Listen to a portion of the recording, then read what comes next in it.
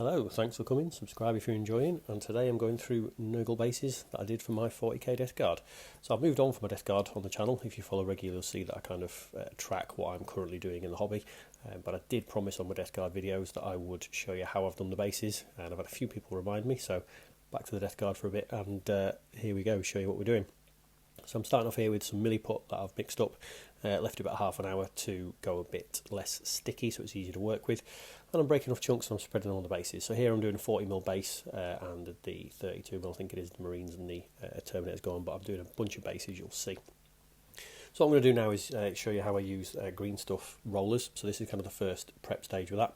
So put as much milliput onto the base as you wish for how much of the base you want to be covered by the cobbled road surface that we're doing. You could do the entire base, you could do very small sections of it.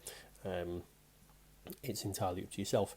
Smear it to a millimetre or 2mm layer, trim it off around the edges so you don't get too much kind of overspill at the edge of the base, because it can start to make it look a bit sort of strange. And then you want to flatten it out as much as possible, because if you don't flatten it with something that's smooth, you will get those fingerprints showing through even when you put the roller across. So all I'm using here is the outside tube of the roller that the green stuff roller comes in. Wet it with a bit of water on the milliput and the roller so it doesn't stick too much.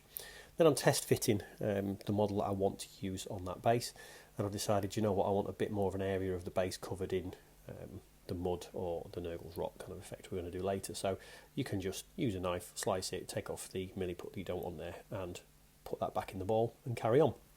So when you've got the right amount of milliput on the base that you feel like, that you're comfortable on that, same process again, plenty of water onto the roller, plenty of water onto the milliput, and that really does stop it sticking. If you do this dry, you will get milliput sticking into the roller and it will peel off the base, etc. So make sure both surfaces are quite wet, and then it's purely and simply starting one side, putting not too much pressure on, and just gradually rolling across. You can see that the roller there has picked up a little bit of milliput that obviously was sliced off from the side and hadn't do it, so just quickly remove that from your roller when you go. And there you go, that's it. That's using the green stuff roller. Nice, simple, quite quick and easy. On larger bases, or bases maybe where you haven't left it set long enough, what I have done a few times is start off in the middle, roll to the outside edge, then roll it back again and roll to the other end again. So you can try that. Now here's all the bases that I've prepared in this session. I was at this time making up a Terminator squad and a Death Guard unit. So what I'm doing now with the milliput that are still in a ball is I'm making up some very, very small balls of milliput, and these are going to form the sort of toxic bubbles that are going to be coming out of the Death Guard base. Little pieces, roll them in your palm of your hand till you get to a size that you appreciate, and then just roll them off onto your table, and you might want to roll it again, or you could roll it into a bag, whatever you want to do, but I just dropped it onto the table. And here's a bag of the little balls that I've made previously. So I really like, when I'm doing any project with milliput, whether it's making a piece of scenery, whether it's doing a base, whatever, of doing something with the leftover milliput or green stuff that you've done, because you always mix too much. So I'll make a few balls if I know I'm doing a project with Death Guard. I've got some blue stuff moulds knocking round for bits of scenery that I've done, and I've done a video on how to do blue stuff moulding, so I'll link that down below if you want to have a look. So I kind of always have an idea back in my mind about, if I make too much milliput, what am I going to do with it? Because it's, you don't want to waste things, do you? So I'll always have a couple of moulds knocking round for scenery that I'm doing, or I'll make up some balls or whatever. So just showing you kind of what I do at the same time. So it's not always just focusing on one project, it's kind of thinking in the future what you might want to do or whatever. So after the milliput is dried, I just always tend to leave them overnight, no rush to particularly get it done so fast. Then using the sterling mud from his workshop and smearing that onto the base. Now, this was a bit of an experiment for me. I'd never used the sterling mud before, but I thought on the Death Guard army I'd try something different, see how I like it. And it's nice stuff, but you could make an equally good effect, or potentially better effect, just by using sand and PVA, or there's lots of other products out there, but this was really because every time I do a new project, I like to try something new, whether that be a new type of paint, whether that be a new basing material or whatever. So just using this on this project, but there are lots of other things that would work equally well.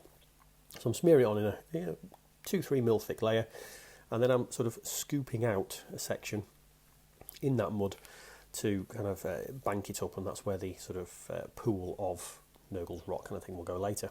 So after this is dried, again overnight, I picked up a few of the balls that I'd made, and some of the larger balls, if you stick them straight onto the base, it's going to look a bit odd, so I've just sliced off the bottom to kind of give it like a half circle effect. So when we glue this down, so I've not cut it straight in half, I've just cut maybe a third to a quarter of the bottom. A little bit of super glue into the hollowed out area that we've made onto the base there, and then we'll stick that kind of half really put ball into there, and that's going to form the kind of toxic bubble. And now it's just painting the bases, so nothing too fancy here, just simple base coats. We're using a grey, a brown for the mud, and then in a second I'm going to show you putting the Nurgle's Rot effect paint in. So these are being done to match my scenery. You might have seen the previous videos I've done where I've talked about my miasmic lignifier, how I'm doing the base to match into my City Fight board. I'm sure at some point I'll go and show you my City Fight board because it's not finished yet. I started it pre-lockdown last year, spent a month doing it because I had a big game organised. I was hosting at my place with a lot of mates coming around because we gather from all around the UK at various times of the year. It was my turn to host. Never got it finished, game never happened, so I do need to finish that board. I'm sure I'll show you it at some point, but these are done to match that. So after I've done the base coats, laid the base layers down, nice ink wash stage just to put some shade and shadows in there, and then when that's thoroughly dried overnight, it's just dry brushing over the previous colours. So this is not a paint, this is your dry brushing to take most of the paint off your brush onto a piece of paper or your palette, however you're going to do it, and then just dry brush onto there just to add some bit of colours back in. You'll see that I'm going over the same areas 4, 5, 6 times. A similar thing, done the grey, do the same with the brown, and then when you've worked with your brown colour, you put the Nurgle's Rot back on. So nothing too complex in these bases. And really the point of the video is to show how simple making bases can actually be. It's not too hard. It does add a little bit of time on, so to make a base sets for several units of Death Guard, this was probably 3-4 hours of work, but it does add some visual difference. It adds a bit of interest, lets you do a new technique. You can try something yourself, and you can tie it into your boards how you want to do it. In fact, beauty of this basing style that we're doing, you could do this for Age of Sigmar, you could do this for anything that involves Nurgle, because there's nothing overtly 40k in this basing style, and you could do it entire city base, you could do it entire mud. Now what I'm doing here, I've put obviously the Nurgle's Rot into the pool, but I'm also dropping some Nurgle's Rot onto various areas of the rock. So yeah, there we go, done. If you like it, subscribe, see you next time.